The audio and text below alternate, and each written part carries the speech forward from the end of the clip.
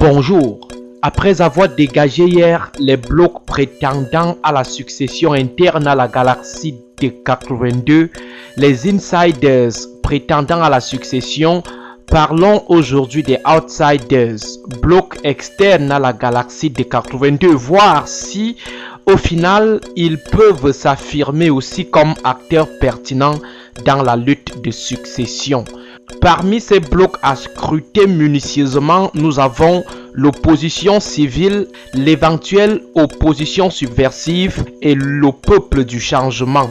Commençons par l'opposition civile, l'opposition politique au sens classique du terme, celle qui joue de façon conventionnelle. Cette opposition ne peut véritablement pas prétendre à l'héritage du fauteuil du président Biya. Pour dire les choses simplement, l'opposition pour le moment n'a aucune force pour mettre en déroute les projections des insiders dans leurs différents blocs.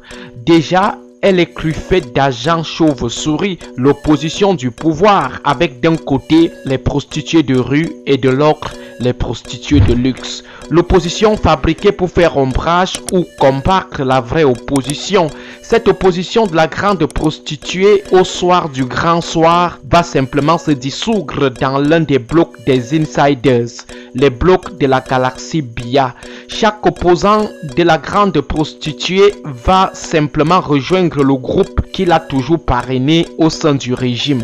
Maintenant, pour ce qui est de l'opposition dure, minoritaire dans sa forme institutionnelle et populaire dans sa déclinaison extensive de tous les Biyamosgo, cette opposition, malgré son sérieux, n'est vraiment pas aussi capée pour occuper la chaise vide le moment venu. Elle ne pourra rien parce qu'elle ne dispose pas des ressources adéquates pour lutter, les ressources d'un grand soir.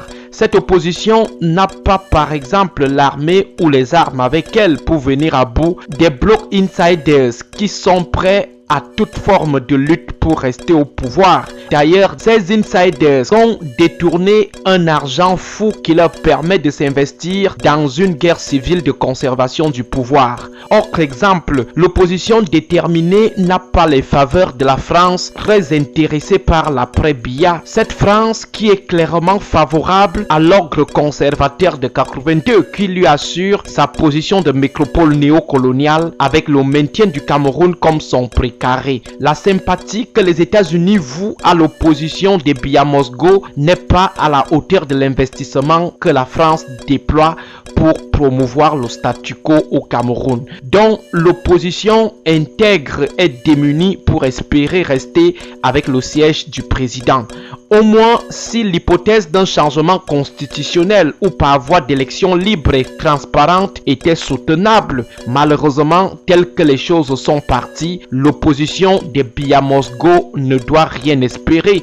Seule une mobilisation du peuple du changement et éventuellement l'irruption d'une opposition subversive esclave-régime pourrait donner un quelconque espoir à cette opposition. Dans le cas concret, elle se contentera d'influencer la lutte avec les camps Intra-Serai qui lui feront la cour pour avoir avec eux la masse engagée qui est aujourd'hui un précaré de l'opposition intègre. Cette opposition restera uniquement dans sa posture de menace permanente. Par ailleurs, si l'opposition civile est d'office exclue du giron des probables héritiers du pouvoir du président, une éventuelle opposition subversive, on ne sait jamais. Dans les démocraties villageoises d'Afrique, l'opposition violente est une mode. Cette éventuelle opposition belliqueuse pourrait par contre nourrir quelques espoirs, même si ces derniers restent infimes, parce que l'encadrement sécuritaire du pouvoir de Yaoundé est assez solide.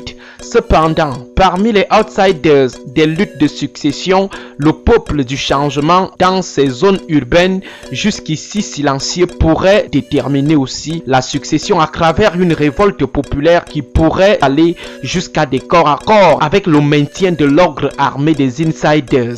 2008 nous a démontré que ce peuple peut. Seulement, 3 manœuvres pourraient affaiblir le bloc de ce peuple, à savoir l'instrumentalisation des particularités tribales, ethniques ou ethno-régionales, la corruption à l'effet de fabriquer les anti-mobilisations populaires et la récupération du travail de ce peuple par l'armée loyaliste qui, sentant les insiders débordés, pourrait dans un premier temps et par opportunisme se ranger derrière ce peuple, faire semblant de prendre les devants pour ensuite le duper et sauver plutôt l'ogre de 82 de la rupture. Rendez-vous lundi pour les configurations probables de la bataille finale.